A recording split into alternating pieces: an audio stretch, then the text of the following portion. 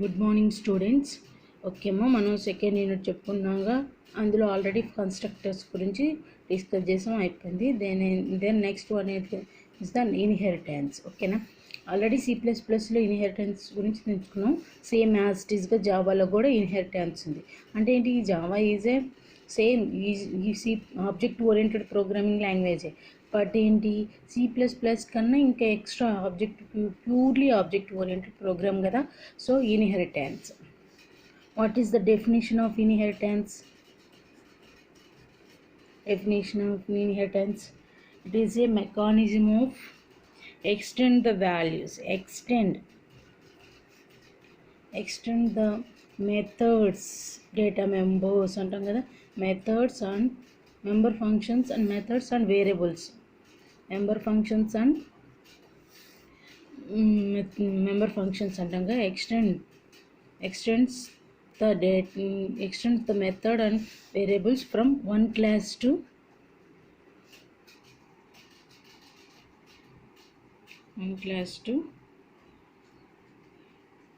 another class.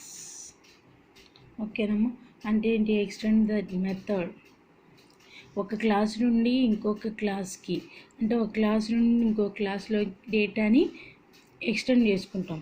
That is the use of inheritance అనమాట. ఓకేనా, అంటే ఏంటి, సపోజ్ మనం ఈ క్లాస్ ఎలా రాస్తాం, program class I mean that is the parent class. Like మన జనరల్గా ఇప్పుడు మనకి ఏదైనా వస్తుంది అనుకోండి, పేరెంట్స్ చైల్డ్ది మళ్ళీ గ్రాండ్ చిల్డ్రన్స్ అలా వస్తుంది కంటిన్యూగా. సేమ్ యాజ్ ఇట్ ఈస్గా ఏవైతే ప్రాపర్టీస్ ఉన్నాయో, ప్రాపర్టీస్ పేరెంట్స్కి ఏవైతే చెందింది ప్రాపర్టీస్ చైల్డ్కి కూడా అదే చెందింది. వాళ్ళ చైల్డ్స్కి అంటే అప్పుడు ఇది పేరెంట్ వచ్చేసి గ్రాండ్ పేరెంట్ చైల్డ్ ప్రాపర్టీ ఎలా షేర్ అవుతుందో సేమ్ యాజ్ ఇట్ ఈస్గా ఏదైతే పేరెంట్ క్లాస్లో ఉన్న డేటా అయితే ఉందో, డేటా అంటే మనం మోస్ట్లీ ఏం చెప్తాం, మెథడ్స్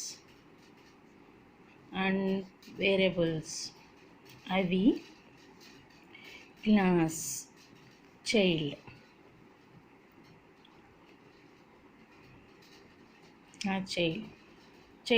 అంటే చైల్డ్కి ఎక్స్టెండ్ అవ్వడానికి వీఆర్ యూజింగ్ ద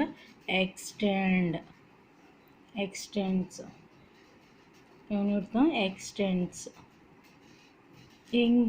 ఇక్కడ ఏంటి, పేరెంట్ కదా, ఎక్స్టెండ్ పేరెంట్. ఓకేనా, ఏవైతే ఇందులో ఉన్నాయన్నీ వీటికి సంబంధించి, దీంట్లో extra methods variables what ever ఉండొచ్చు.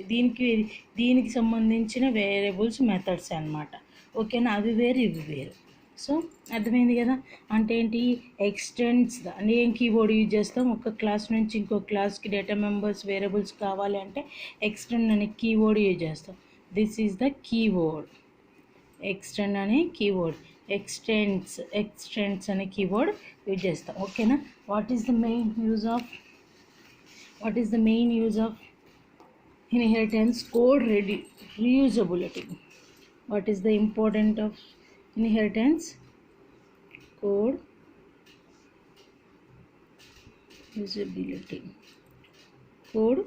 reusability. ఓకేనా, అంటే code reusability. then next one,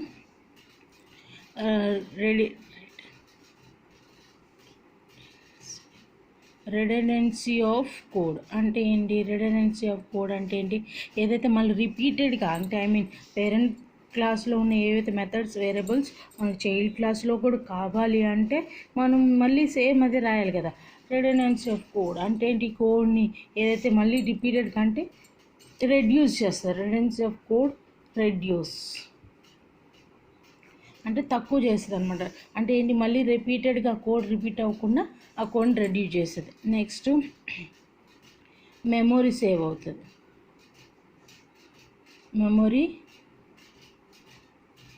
save, these are code reusability, redundancy of code, memory space is reduced. అంటే సేమ్ మెమొరీని సేవ్ చేస్తుంది కదా, స్పేస్ ఏదైతే ఉందో దాన్ని రెడ్యూస్ చేస్తుంది అనమాట. redundancy of code. These are the developmenting time is also less.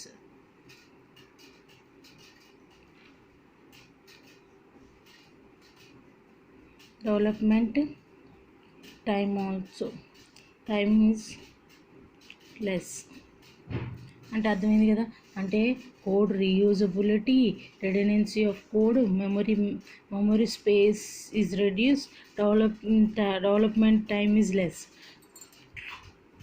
అంటే వాట్ ఈస్ దట్? ఏంటి, మనం ఏదైతే కోడ్ ఉందో దాన్ని రెడ్యూస్ చేసుకోవచ్చు అనమాట. నెక్స్ట్ ఓకేనా. అంటే main what is the purpose of the inheritance అంటే extend the data from extend the data from one class to another class. అంటే ఏదైతే extend the data from one class to another class, ఒక class నుండి ఇంకో క్లాస్కి మనం data extend చేయొచ్చు. ఏదైతే మనం పేరెంట్ క్లాస్ అన్నామో that is the parent class అయితే దట్ ఈస్ ద ఎక్స్టెండ్ అయ్యే డేటా ఎక్కడ చైల్డ్ అవుతుంది. ఇది లైక్ సూపర్ క్లాస్ అంటే that is this super class. ఈ క్లాస్ నేమ్ సూపర్ అయితే దట్ ఈస్ ద ఏమవుతుంది, సబ్ క్లాస్ అవుతుంది. ఇది బేస్ క్లాస్ అయితే ఇది డిరైవ్డ్ క్లాస్ అవుతుంది. అర్థమైందమ్మా. అంటే సపోజ్ మనం పేరెంట్ క్లాస్ ఏదైతే ఉందో క్లాస్ సూపర్ క్లాస్ అనుకోండి, సూపర్ దెన్ ఏదైతే వేరియబుల్స్ ఉన్నాయో ఇవన్నీ క్లాస్ ఏది sub class, then child class అప్పుడు ఏమైంది sub class. Parent class super class అయితే చైల్డ్ క్లాస్లో ఉన్నది సబ్ క్లాస్ అన్నది. ఇది పేరెంట్ అయితే ఇది చైల్డ్ అవుతుంది, ఇది సూపర్ అయితే ఇది సబ్ అవుతుంది. అదర్వైజ్ ఇది బేస్ క్లాస్ అయితే ఇది డిరైవ్డ్ క్లాస్ అవుతుంది అన్నమాట. అర్థమైంది కదా. అంటే క్లాస్ నేమ్స్ ఓకేనా. This is the inheritance.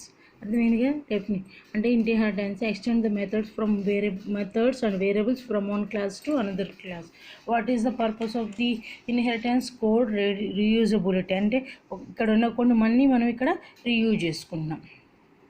Next one ఏంటి, కోడ్ రెడెండెన్సీ ఆఫ్ కోడ్. అంటే మళ్ళీ కోడ్ రాయాల్సిన అవసరం లేదుగా, avoid the duplication of code అనమాట. అంటే మళ్ళీ ఆ కోడ్ని రాయాల్సిన అవసరం లేదు.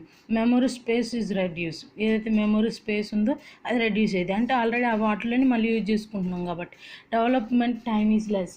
అంటే మళ్ళీ కోడ్ రాయడానికి మళ్ళీ టైం తీసుకుంటుంది కదా, సో దానికి టైమ్ ఈజ్ లెస్. ఓకేనా. సో ఒక ఎగ్జాంపుల్ చూద్దాం మనం. సపోజ్ క్లాస్ పేరెంట్ క్లాస్ తీసుకుందామమ్మా. That is a parent class. ఏమో డిక్లేర్ చేయొచ్చు పేరెంట్ క్లాస్లో మెథడ్స్ ఏవో వేరియబుల్స్ జస్ట్ ఒకటి public void p1 okay, system.out.println hello world. Okay, then this is the parent class కదా. సపోజ్ ఇప్పుడు మనం చైల్డ్ క్లాస్ రాయాలి కదా, అక్కడ నేనేం రాశాను, పేరెంట్ అని రాశాను కాబట్టి ఇక్కడ చైల్డ్ రాశాను. ఎక్స్టెండ్స్ ఎక్కడి నుంచి ఎక్స్టెండ్ చేస్తున్నాం, పేరెంట్ ఏదైతే నేమ్ ఉందో ఆ నేమ్ రాయాలి. పేరెంట్ అని ఇచ్చాను కాబట్టి పేరెంట్. ఓకేనా. ఇక్కడ కూడా ఒక పబ్లిక్ వాయిడ్ డిస్ప్ అని పెడదాం. సంథింగ్ ఎనీథింగ్ ఏం ప్రాబ్లం లేదు. సిస్టమ్ డాట్ మొత్తం రాయాలమ్మా. system.out.println అంటే సిస్టమ్ మొత్తం out.println మదర్ తెరీసా అని పెడదాం. ఓకేనా. సో మనం ఇప్పుడు ఏంటి, రెండు క్లాసులు తీసుకున్నాం. బట్ మెయిన్ క్లాస్ ఒకటి ఉంటుంది కదా, that is the class name main class అనుకున్నాం. క్లాస్ నేమే మెయిన్ క్లాస్. దీంట్లో ఏముంటాయేమో, మెయిన్ క్లాస్లో ఏముంటుంది, public static void main string args ఖచ్చితంగా ఉంటుంది కదా, ఆర్గ్స్. ఓకే, దెన్ దీంట్లో మనం ఇప్పుడు ఏం క్రియేట్ చేస్తాం, ఇవన్నీ మనకు డిస్ప్లే అవ్వాలి, ఈ ప్రోగ్రామ్లు అన్నీ రావాలి అంటే we create the object create చేయాలి. దేనికి ఆబ్జెక్ట్ క్రియేట్ చేయాలి అంటే ఏదైతే చైల్డ్ క్లాస్ ఉందో దానికి ఆబ్జెక్ట్ క్రియేట్ చేయాలి. ఎందుకు ఆబ్జెక్ట్ దానికి క్రియేట్ చేయాలి? సో ఇక్కడ ఏదైతే వాట్ ఎవర్ ద పేరెంట్ క్లాసులో ఏవైతే ఉన్నాయో వేరియబుల్స్ కానీ మెథడ్స్ అవన్నీ ఎక్స్టెండ్ చేసుకున్నాం కదా, దీంట్లోనే ఉంటాయన్నమాట. సో దీనికి ఆబ్జెక్ట్ క్రియేట్ చేస్తే ఆటోమేటిక్గా దీనికి ఆబ్జెక్ట్ క్రియేట్ చేసినట్టు, అందుకని మెమొరీ స్పేస్ లెస్ ఉంటుంది అనమాట. ఓకే, అర్థమైంది కదా. అంటే ఏంటి, ఇప్పుడు మనం దేనికి ఆబ్జెక్ట్ క్రియేట్ చేయొచ్చు? చైల్డ్ ఆబ్జెక్ట్ ఎలా క్రియేట్ చేస్తాం? Class name OBJ, okay, new child, అంటే ఏదైతే క్లాస్ నేమ్ రాసామో అది. ఓకేనా. ఓబీజే డాట్ ఏం కావాలి మనకి? డిస్క్ దెన్ ఓబీజే డాట్ ఇదేది P1 అని ఇచ్చాం కదా, P1 డిస్ప్లే చేస్తే మనకి ఏమొస్తాయి అవుట్పుట్? ఫస్ట్ వన్ ఏంటి, వాట్ ఈజ్ అవుట్పుట్? చైల్డ్ క్లాస్లోది మనం రాసాం కదా, ఫస్ట్ డిస్ప్లే చేసాం కదా, డిస్ప్లే మదర్ తెరీసా. అవుట్పుట్ ఏమొస్తుంది? Mother Teresa. ఓకేనా. నెక్స్ట్ వన్ ఏమొస్తుంది? మనం P1 అని డిస్ప్లే చేసాం కాబట్టి P1 అనే దాంట్లో మెథడ్లో ఉంది హలో వరల్డ్ ఉంది కాబట్టి అర్థమైందా? This is the inheritance. Suppose ఇది పేరెంట్ క్లాస్ కాబట్టి ఇది చైల్డ్ అని తీసుకున్నాం. ఇక్కడ సపోజ్ క్లాస్ బేస్ క్లాస్ అంటే అప్పుడు దీన్ని ఏమనాలి? డిరైవ్డ్ క్లాస్ అనాలి. డిరైవ్డ్ క్లాస్ నేమ్ ఏదైనా ఉండొచ్చమ్మా. ఇది బేస్ ఎక్స్టెండ్ ఏదైతే అవుతుందో that is the parent class కదా, దాన్ని మనం బేస్ క్లాస్ అంటే ఇది డిరైవ్. ఇది పేరెంట్ అన్నప్పుడు ఇది చైల్డ్ అవుతుంది, ఇది బేస్ క్లాస్ అయినప్పుడు డిరైవ్డ్ క్లాస్ అవుతుంది, ఇది సూపర్ క్లాస్ అయినప్పుడు ఇది సబ్ క్లాస్ అవుతుంది అనమాట. అంటే మనం ఇది సూపర్ క్లాసు అన్నప్పుడు sub class extend from sub class అనవచ్చు. అట్లా మనం తీసుకోవాలి. ఓకే.